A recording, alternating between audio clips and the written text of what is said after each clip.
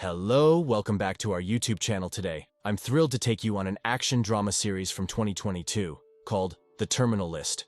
Spoilers ahead, sit back, relax, and enjoy the video. James Reese witnessed the tragic deaths of his wife and daughter. Initially, he intended to deliver the criminals to justice, but sometimes the law is useless against certain individuals, so he had a surprise for the people who killed his wife and daughter. When the target appears, James Reese decisively pushes the remote control and the top tycoon is blown up with blood all over his face. James Reese took out his M416 and assembled it. He first took out 2 bodyguards with a burst of shots, then used the vehicle as cover to kill another one. Faced with enemy suppression, James Reese calmly threw a smoke bomb, then moved around and completed the kill. The tycoon fled into the building under the lead of professional bodyguards, still trying to suppress James Reese's actions with gunfire. However, James Reese, a former Navy SEAL, ended the bodyguards with 2 precise shots. The tycoon, unable to move, shot wildly but was hit in the shoulder by James Reese's bullet. James Reese quickly switched to his pistol and approached. The tycoon, full of fear and pleading for mercy, was met only with cold eyes and bullets. After avenging his family, James Reese quickly drove away, knowing that he had more targets to kill. James Reese, once the best commander of the U.S. Navy SEALs, received intelligence that a doctor was illegally manufacturing drugs in Syria. He immediately formulated a meticulous plan and began the operation, with 13 of the most elite Navy SEALs and assistants from the Coast Guard. They thought it would be a routine arrest operation.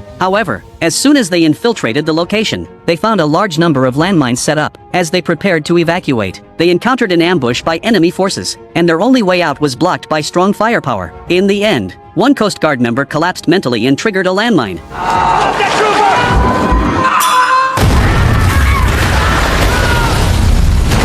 causing heavy casualties to James Reese's team.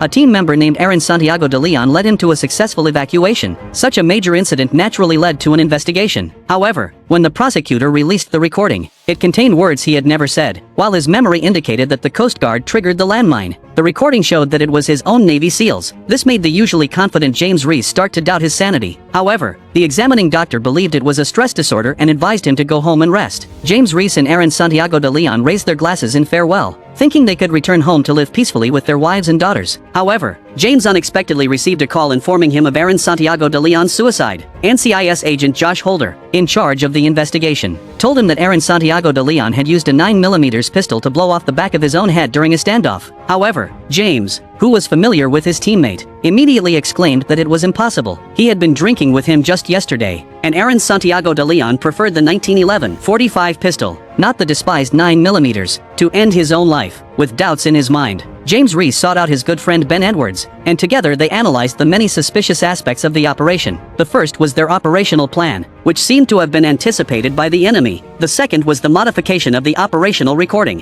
which did not match their memories. The third was that Aaron Santiago de Leon had no reason to commit suicide, and the gun he used was incorrect. With many questions, James Reese approached the Navy Admiral for answers, only to be questioned about his mental state. However, on his way home, James Reese noticed a car following him. He instructed his wife to go home and protect their daughter while he dealt with it alone. However, when he quietly approached with his gun, he found only a female journalist. It turned out that Katie Duranek had discovered that there might be a conspiracy behind the accident. She also produced Aaron Santiago de Leon's autopsy report, which showed that he had died the day before James Reese returned. Although he remembered drinking with Aaron Santiago de Leon the day before and then suddenly Aaron Santiago de Leon disappeared, the chaotic memories made James Reese somewhat unable to distinguish between reality and illusion. After locking up his gun, he bid farewell to his wife and went to the hospital for examination. As James Reese was slowly being pushed into the MRI machine, the flashing lights made him constantly recall the gruesome scene of his teammate's death. His good brother who had faced life and death with him. If he had truly caused his death through his own mistake, he would probably never forgive himself in this lifetime. He didn't know how long it took for the scan to be completed, but James Reese found a masked man pointing a gun at him. He dared not make any unnecessary movements, as another gun aimed at his temple, clearly attempting to stage his suicide. James Reese countered with an elbow strike,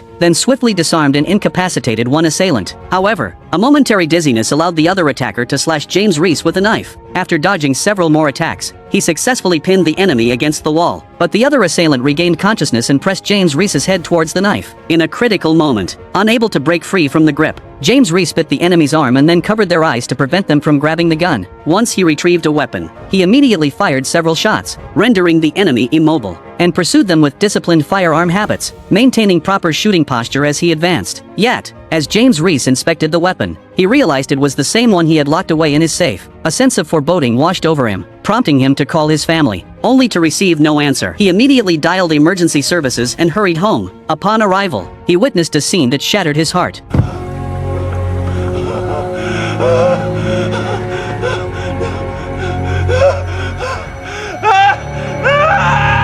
James Reese repeatedly apologized to his wife and daughter, desperately wishing it was all just a hallucination. As he looked at the family portrait drawn by his daughter, he vowed to avenge his loved ones by exposing the mastermind behind the scenes. However, NCIS agent Josh Holder, in charge of the investigation, only mentioned that everything was under scrutiny. He even speculated whether James Reese's post-traumatic stress disorder had resurfaced, suggesting he was mentally unstable and responsible for everything. Furious, James Reese sought out the Navy admiral, requesting another department to intervene in the investigation, but was immediately refused. The admiral once again questioned James Reese's mental state, which enraged him to the point of pinning the admiral against the wall. At that moment, Katie Buranek found James Reese again, presenting him with his diagnosis records. She also learned that NCIS agent Josh Holder was the first to arrive at the scene of the shootout, yet he claimed there were no bodies or bloodstains present. It all seemed like either James Reese's delusional combat or someone had cleaned up the traces of the fight in advance. Katie then produced the police report from Aaron Santiago de Leon's case, and James Reese immediately saw the connection. Both cases had NCIS agent Josh Holder as the first responder, which was unusual because the police were typically the first on the scene. This raised suspicions. James Reese immediately began investigating NCIS agent Josh Holder's background on the dark web. The more he looked, the more familiar the face became, until he realized it was identical to that of the assassin he had thought was targeting him. He never imagined it was someone from within, and he added NCIS agent Josh Holder to his hit list, embarking on a mission of revenge. First, James Reese thoroughly investigated NCIS agent Josh Holder's daily routine. While he was out,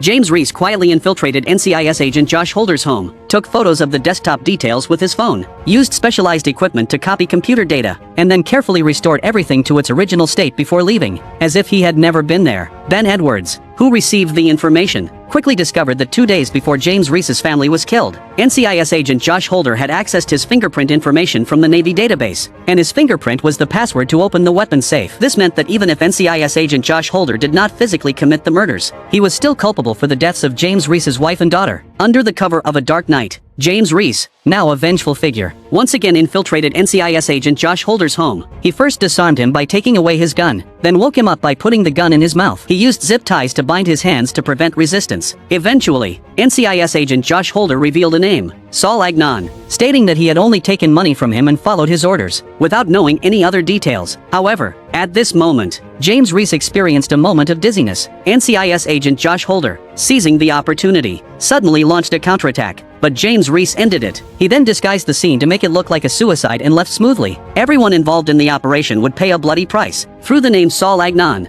James Reese quickly obtained a keyword, Apex Industries, which would lead him to the mastermind behind it all. After organizing his equipment, including the S-1897 shotgun, fully equipped M416 military axe, M24 sniper rifle, and numerous cash and bullets, packing everything into the trunk, James Reese drove to a restaurant to meet Katie Buranek. He hoped she could help investigate the mastermind behind Apex Industries. However, Katie Buranek produced a medical report showing that a tumor was affecting James Reese's thinking. She suspected that all of this was just a product of James Reese's imagination. Just then, James Reese noticed a suspicious man wearing sunglasses and immediately took Katie Buranek with him to escape. As soon as they got into the car, the man in sunglasses followed. Instead of escaping, James Reese accelerated and rammed into the car behind. He got out, checked under the car, and opened fire as soon as he encountered resistance, killing the enemy with several shots. After disarming him, he quickly changed the magazine and prepared for any further need. After obtaining the desired information, he quickly drove away from the scene of the gunfight. Seeing such a comprehensive target report finally made Katie Buranek believe that there was indeed a huge mastermind behind it all, and she finally agreed to help James Reese investigate Apex Industries. Meanwhile,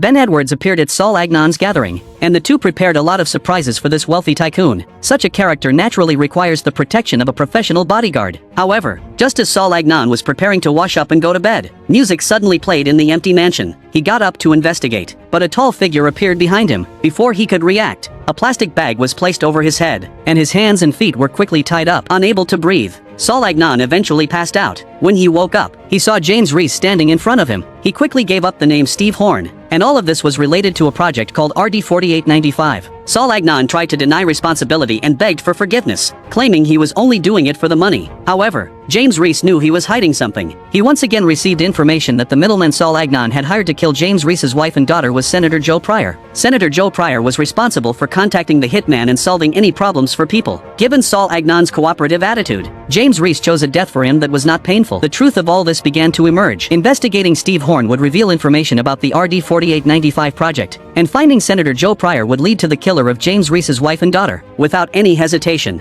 James Reese went straight to Senator Joe Pryor and ambushed him on the road, and he fell off a cliff. James Reese found an encrypted phone on Senator Joe Pryor, and then successfully unlocked it using CIA tools. He quickly discovered that there was a hitman training base nearby. Several former comrades in arms met to discuss their battle plan, and the showdown between top special forces and professional assassins was imminent.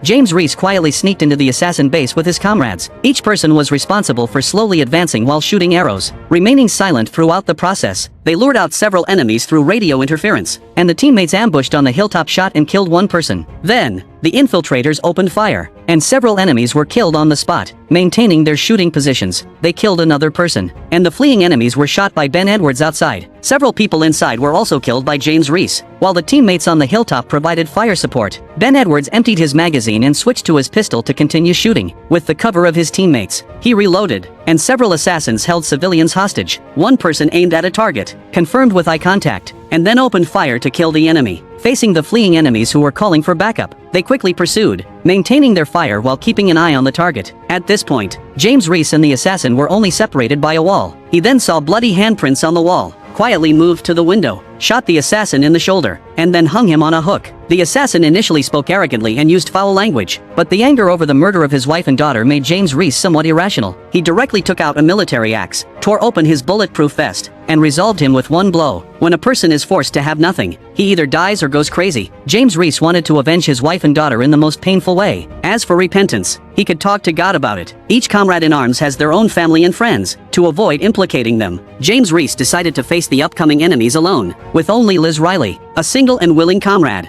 insisting on staying. Meanwhile, CIA SSA Stephen Ramsey also noticed James Reese's crazy actions. Through investigating the previous assassin, they learned that this person was one of Steve Horn's security forces, so they hoped to cooperate with Steve Horn. However, Steve Horn was very confident in his top security team. At this time, James Reese was monitoring outside the stone building. After carefully analyzing Steve Horn's travel habits, they discovered that he always carried 6 professional bodyguards when he went out. Now, with a group of FBI agents involved, it was almost impossible to capture Steve Horn alive and extract the truth from him. Coincidentally, Katie Buranek discovered through her investigation that Steve Horn had recently acquired Mike Tedesco's pharmaceutical company. They had previously mainly produced a drug to treat post-traumatic stress disorder in veterans, which Saul Agnon mentioned as the RD-4895 project. Mike Tedesco told Katie Buranek that the drug had indeed been successful in animal experiments. However, after Steve Horn used his connections to rush the drug to be used on Navy SEALs, it was found that the drug had side effects. Anyone who took the drug would develop a brain tumor within 3 months. To cover up the truth, Steve Horn, through his connections, orchestrated the death of James Reese's team, but the plan went awry, and 2 of them survived. So, they planned the tragic death of James Reese's wife and daughter again, deliberately creating the illusion of James Reese's post-traumatic stress disorder to expedite the US government's research on the RD-4895 project. Steve Horn manipulated everything and planned to kick Mike Tedesco out of management to completely control his company. To regain control of the company,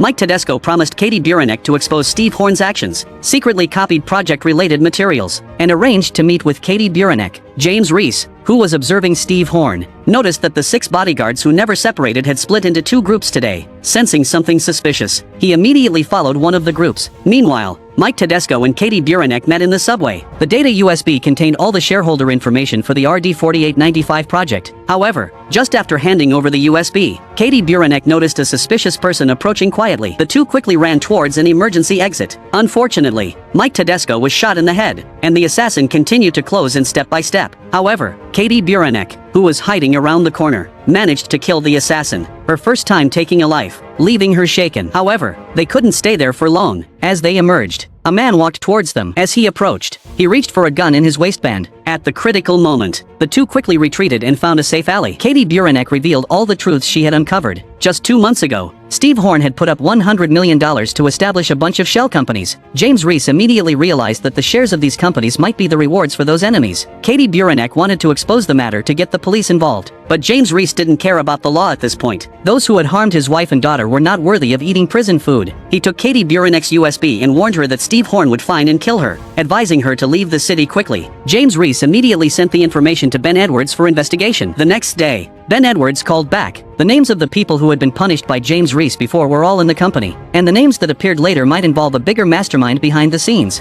Ben Edwards advised him to calm down. James Reese might not be able to handle what was coming next. However, for James Reese, who had nothing to lose, he would not give up revenge even if the sky fell. After hanging up the phone, James Reese took a deep breath. The people involved turned out to be in the senior ranks of the Navy. These officials, with their wolf-like hearts, chose to sacrifice the elite Navy SEALs for money, in order to cover up the truth and even murder his wife and daughter. The enraged James Reese decided to start with Steve Horn. He instructed Liz Riley to help obtain a bunch of chemical agents for top Navy SEALs. Preparing explosives was simply too easy. He manually modified a directional explosive device. It was soon time to act. Steve Horn walked out of the building under Katie Buranek's escort. To avoid harming innocent civilians and teammates, Liz Riley parked the car at the intersection, deliberately creating a vacuum zone. When NCIS agent Josh Holder and the FBI found Liz Riley's car, James Reese was already preparing to detonate the bomb. However, Katie Buranek appeared in front of Steve Horn, thinking she had some evidence and naively hoping that Steve Horn would confess and surrender. However, Steve Horn, who manipulated everything for profit, didn't care at all. Just now, he had already cashed out and left. Those dead Navy SEALs had generated billions of dollars in revenue for him. At that moment, Katie Buranek saw James Reese across the street. He slowly backed away, alerting Steve Horn that something was wrong. However, it was too late, as James Reese pressed the button on the remote control.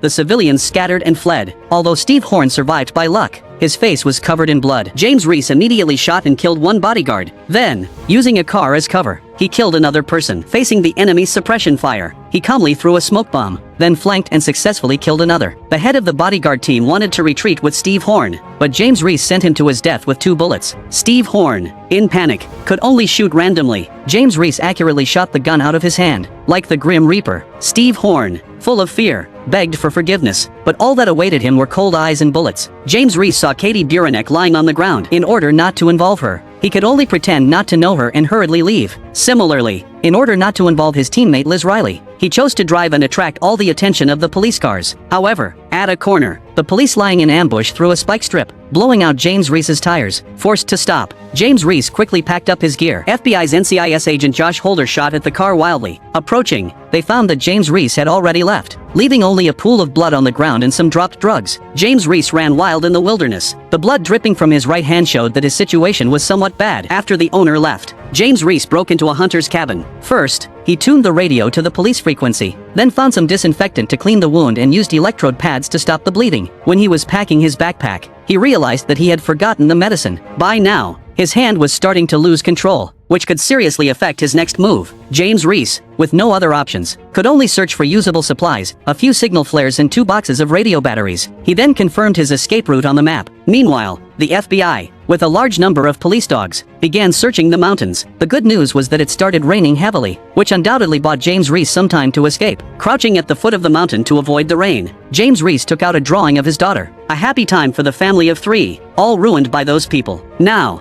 Steve Horn's name on the list was crossed out in his blood, and 3 more names were added below. All senior Navy officials James Reese had served with. They had trained to protect their comrades and families, but they were the first to break their vows. Early the next morning, the FBI mobilized the Trident Special Forces to arrest him. They quickly located James Reese using cell phone signals. The Trident team was well trained and had clear roles. However, who could have expected that James Reese was hiding right under their feet at this moment? One of the soldiers found a cell phone. Just as they were checking it, James Reese pulled the fuse in his hand. A flashbang and smoke grenade caused the soldiers to stiffen. James Reese suddenly stood up, grabbed one of them, and quickly escaped downhill. While running, he connected the two batteries and created a diversion. Command saw several sudden heat signatures on the screen and had to send the Triton team to investigate one by one. This allowed James Reese to successfully occupy the high ground. However, despite aiming at the soldiers several times as they caught up, he couldn't bring himself to shoot. By the time the soldiers reached the mountaintop, James Reese had disappeared without a trace, leaving only a bullet on the rocks. It shows James Reese's kindness to them and warning.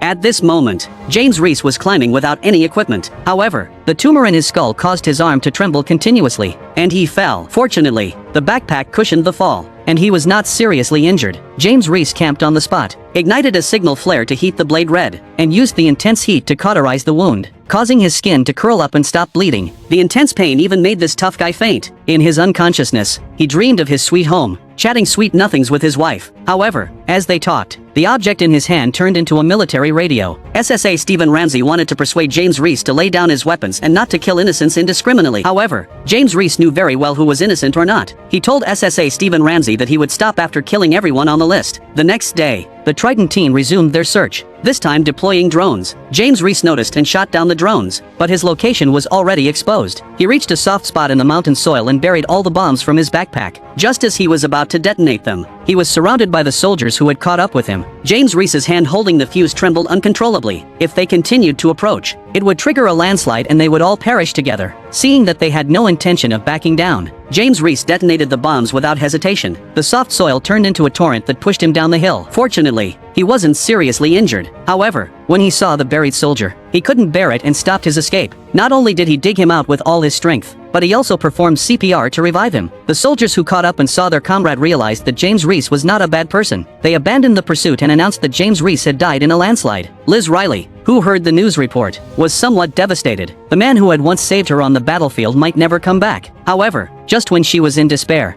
James Reese returned. The two hugged each other tightly. The camaraderie that those Navy high-ranking officials had disregarded was truly precious to them. However, James Reese could not stop yet. The tumor in his brain could take his life at any moment. He had to continue his revenge while he still could. With a leap, his target was the Navy base. His good friend Ben Edwards was already there to meet him. The two observed the movements of the three high-ranking officials from a distance. The Navy base was guarded by 5,000 soldiers, and a direct assault would be suicide. However, Admiral Gerald Piller never left the base. Through Ben Edwards' intelligence, they knew that the three high-ranking officials were not unified. Commander Bill Cox and Chief of Staff Aaron Santiago de Leon were already considering retreat, making them the best breakthrough point. That night, Captain Howard was preparing to escape with his family when Ben Edwards had been waiting at the door for a long time. On the other side, James Reese found Commander Bill Cox at the bar entrance, and the two immediately fought without wasting any words. Although Commander Bill Cox was strong and initially had the upper hand, he underestimated James Reese's determination for revenge. Commander Bill Cox's arm was directly twisted and then a sedative needle was injected into his thigh. When he woke up again, he was already tied to a wooden stake by James Reese. He had trained Navy SEALs like this, teaching James Reese to trust his comrades and protect his family. However, he was the first to break his oath, betraying the elite team for money, leading them to die in the dirty sewer. Now, James Reese was going to punish Commander Bill Cox in the same way. As Commander Bill Cox's strength faded,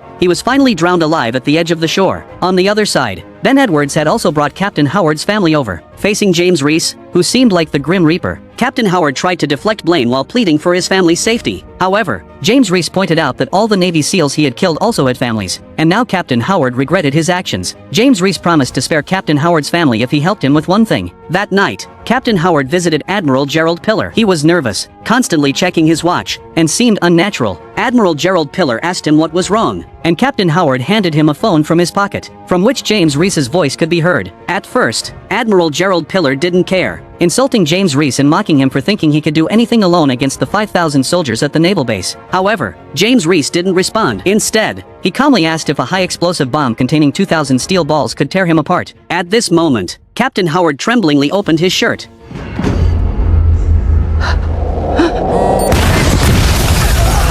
Both of the callous high-ranking Navy officials met their demise. James Reese thought his revenge was complete, but then Katie Buranek sent him another name. It turned out that Katie Buranek was planning to expose everything she knew on the internet. However, her media contact never received any information. Realizing something was wrong, Katie Buranek quickly packed her things to leave, but it was already too late. The Secretary of Defense, Lorraine Hartley, appeared before her. At that moment, Katie Buranek finally understood the extent of the chain of interests involved. How could a top billionaire completely buy off an admiral?